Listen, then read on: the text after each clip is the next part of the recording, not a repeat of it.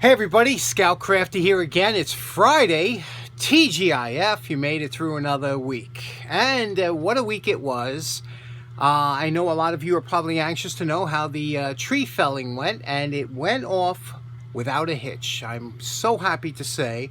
And I just wanted to talk for a minute about that because, you know, when I was younger and funds were tight, a lot of times I would, when you're looking to have work done on the house, you would look around for the cheapest price, and you know that can be a mistake. It can usually it could be because now I never go by price. I go by word of mouth and reputation. You know, that's the key for me now, because price is when you shop for price, there's nothing worse than having a guy come over here like to do this job with the trees. You know, he comes over with a few guys in a pickup truck, sitting in the back of the pickup truck, and they look like they just came out of Rikers Island. And these guys, you know, have no regard for your property. They'll come here and they'll tear it up and take the tree, just drop the tree, rip down wires, and then they're, you know, not insured, not licensed. And if you've ever made the mistake before of hiring a contractor that was a little bit unscrupulous, then you can, that's how you know you've made the mistake, and you never make that mistake twice. So these guys were absolutely fantastic. Let me show you a quick excerpt of what they did and how it went. Okay, so I was blessed with an absolutely beautiful day to have this job done. It was in the mid 60s and low humidity. It was just a perfect day, especially since we had rain a couple days before, and we have torrential rains the day after, so we really locked it in the perfect day. Now, they said they would be there at 8 o'clock in the morning, and at 7:50, I looked out, and half the crew was there already, just waiting for the rest of the guys and for the boss to come down. By 8 o'clock, they were all there. And by about 5 after 8, they started working. They started working with the trees in the backyard, took them down. They were done by noon, and those were the difficult ones. By noon, they were done with those trees, and then they started working on the trees here in the front. And you could see they were really moving, and these trees were big and high. And, you know, you don't realize how big they are because when you're standing on the ground, you don't realize how big these branches are. But they weighed tons and tons, these trees, especially since they're wet. They're not dry wood and they're dead. But you could see they took these down methodically, and they had 10 guys working as a team. And you know what I really liked? They were all dressed accordingly. You know, they all had the orange high visibility sweatshirts. I liked uniform people. I always did. And they had a cherry picker in the front loading up the trucks. Incidentally, they have to pay $900 to have the a truckload of wood taken to the dump. They got to pay. So, and here you could see they were dropping down the two trunks, and you know, 150 years, 120 years maybe. It just it's sad, but I'll tell you one thing. I'm looking forward to replanting and starting the tradition all over again. And they did a fantastic job, and they even cleaned up my neighbor's yard and everybody else, so really good job. Now you can see here one of the maples in the front was totally rotted out from the inside, so I really missed the disaster on this one. An ounce of prevention. Now, to my amazement, I was shocked. They were done.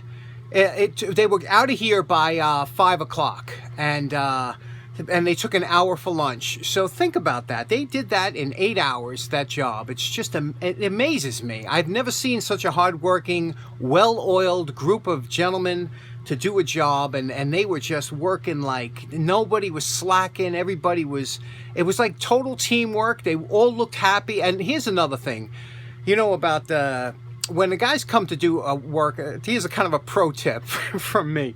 First thing I did is I got all the guys together in the backyard. They were all getting ready to start just before 8 o'clock. And I said, look, guys, I appreciate you coming down here. And I said, I want you to know I'm going to take care of you when the job is over. So kind of I'm letting them know there's going to be a tip involved. And so right away that gives them a little bit of incentive. Plus the fact that I was thanking them for being there and for coming to do the work. And, you know, it starts the day off on a positive note. When they were doing the work, you know, I had snacks out for them. I know it sounds crazy.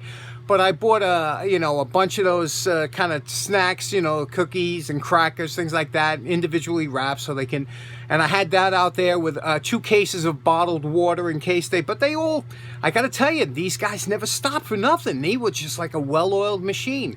And then afterwards, when it was finished, I tipped the crew. There was 10 of them, and I tipped the crew $200, which is like $20 a piece. So it's just, again, and one thing about and being a blue-collar guy my whole life, it's not about the amount of money that you get as a tip sometimes. It's just the idea that you're appreciated and you're getting that attaboy. That makes a huge difference. So if ever you have somebody doing work on your house or doing this, or, no matter what, I love tipping, especially if they do a good job. I mean, I'm all for it, but it's not so much the amount, it's the thought that counts, believe it or not. And keep that in mind when you get good service. Okay, I got a couple projects that I have to do and to take care of. And let me show you my first project. It was something that I've had for a while, and I just felt like doing it today. It's kind of a rainy, cold, raw day. And this is something that's been sitting on my desk. So let me show you. Today's project, the first project that we have, this beautiful vintage Boy Scout flashlight. And you can see it's a metal type. It's got the plastic lens, which is just right after the glass one.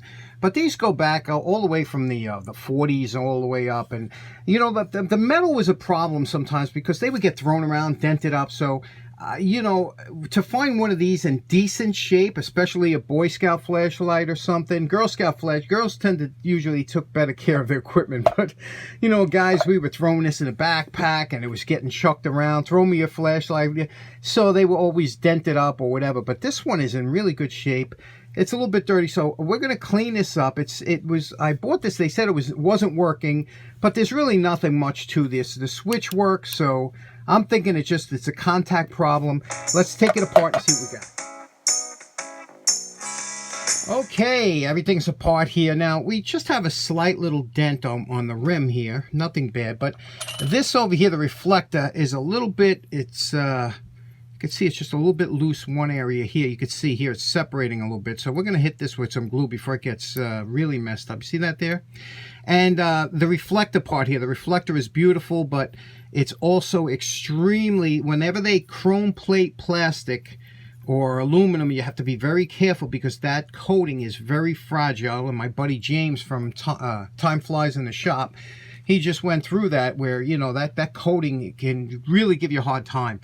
And we have the bulb, but it doesn't look like it's, if you look at the filament through a magnifying glass, it doesn't look like it's burnt out, but we'll check that if it is. Maybe that's the cause. I can't see any problems as of yet.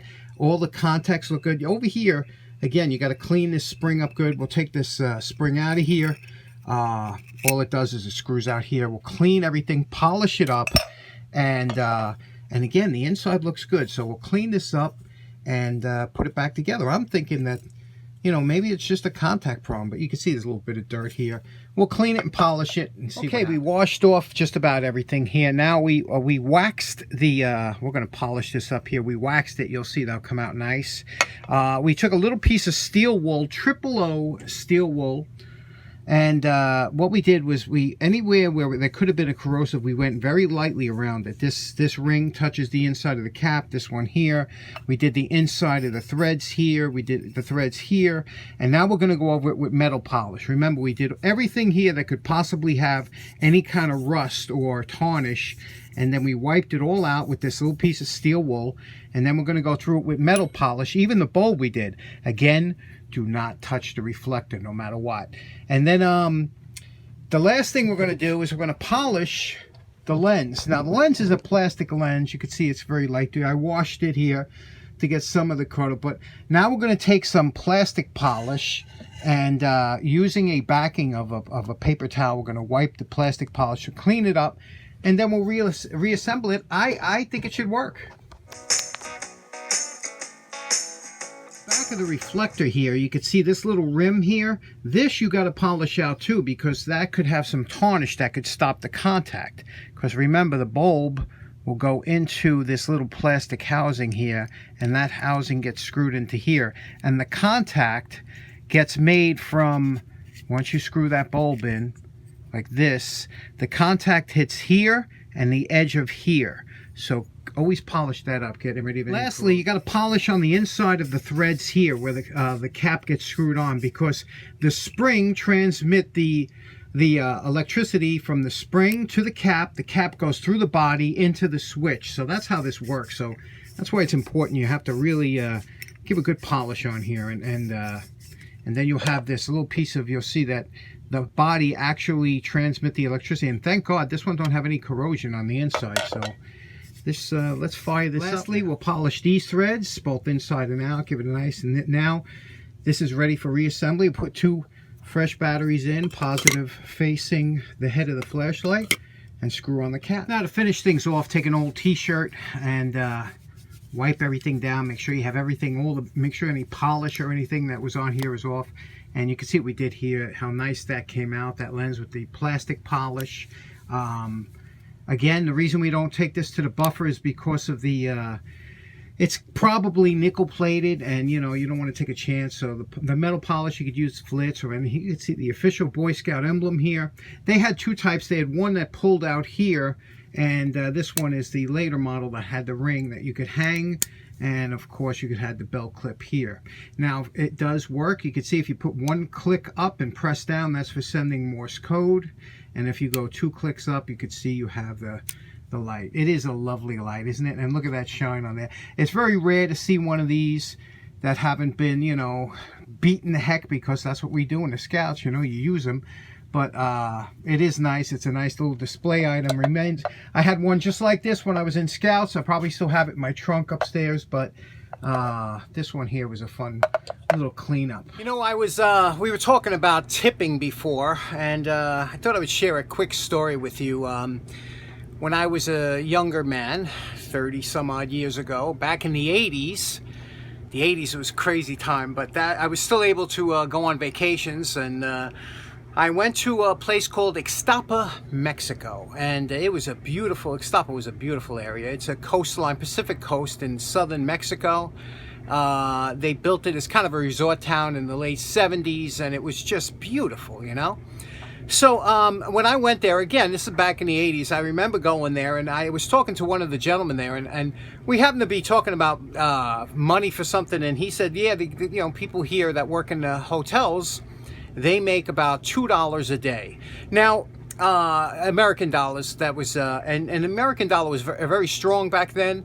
So when I heard that, I said, wow, $2 a day, huh? And they said, yeah, and they do pretty well with that, because everything was so cheap down there. You could, you know, you could live very nice on $2 a day. So what I did was I went to the bank and I got $200 worth of singles, dollar bills. And what I did was, for that, I was there for a week, I started giving out $2 tips to everybody. I was going around the place. I don't know what got into me. I just was in the kind of mood, and I said, $200, you know. And back then, you know, remember this, the 80s, you know, your money went a lot further. But everybody I saw over there, all the workers in the hotel, everybody that was walking past me in the hotel that was working, and I'd say, hey, you, that's a nice hat, come over here. Throw them $2. Every time somebody would sit you at the table or something, throw them $2. And then they were like, and remember, it's like somebody giving you $100 tip for, you know, it's like a day's salary. And they couldn't believe it. They were like, wow, like they probably thought I was something. I mean, here it is, I'm a blue collar, I'm a bus driver, I go down there and now I could be somebody special, right? So the whole week, I'm tipping everybody. I mean, everybody you can imagine. I see them walking in the hall, you know, and hey, good morning. I say, come here, $2, you know, and they're like, oh, thank you so much. And so it got to the point where they all thought I was some kind of rich guy from the States, and they were just treating me like a king. And it wasn't because of the money, because then after like 2 or 3 days, I would go to give them the $2, and they'd be like, no, you already, you know, tipped me. And I was like, no, I'll take it. And I said, no, it was almost like fighting over it. At the end of the week, when I was leaving, it was great, because I got the best. When you go down and have breakfast, they had a table set for me in the best place by the window, and it was like, and I got a nickname down there. They called me El Gringo Grande. And so for the first time in my life, I was something special. I felt like that's probably what it feels like if you're not just rich, but if you're like generous rich, you know, that kind of person. But oh man, that was one of my favorite vacations, only because I was El Gringo Grande for a day or for a week. And when I was leaving, they all lined up to wish me goodbye. Everybody came out of that hotel. I was tipping everybody. I was going nuts. And now if I probably did that today, I'd probably be mugged within the within the next 30 hours. Somebody would say, that guy's got money, rob him. Anyway, so I just thought I'd share that story. El Gringo Grande. Hey, last up for today, you know I'm a big collector of master locks. Let me show you a lock that has become a little bit collectible as of late. Let's go check it out. Okay, next up we have a lock a lot of you I don't think have seen before, and yet they're very common. This is a master number 9 lock. Now, unlike most master locks you've seen before that I showed, this one here is quite small. It's their smallest padlock that they make. They're number 9. Let me show it to you. Now, what makes this cute little lock interesting is it's built the same way the larger locks are. It's laminated steel, 3/4 of an inch is wide, or 19 millimeters. It has a standard duty 1/8 inch shackle, or 3 millimeters, and it is, you could see, a lot of these were made for suitcases, things like that, because again, the zipper is going to be the weak point, you know, and this is a warded padlock, and it uses this type of warded key that when it goes in here, you can see it opens easily and closes just the same. Now, interesting enough about this lock, the newer ones, or slightly newer, have a square hole in the key, and the older ones that came like this, they came in a blister pack, had a round hole in the top of the key, and when they did come in the blister pack, they were designated as a 9D, but they're all the same padlock, number 9. Very interesting, because these become anything that's in the collectible world, anything that's enormous, big, or very small, usually becomes collectible first. So this is pretty interesting. You don't see too many of these around. Okay, we'll call that a wrap. Thanks so much for tuning in. I hope you have a great weekend. Take care now. Bye-bye.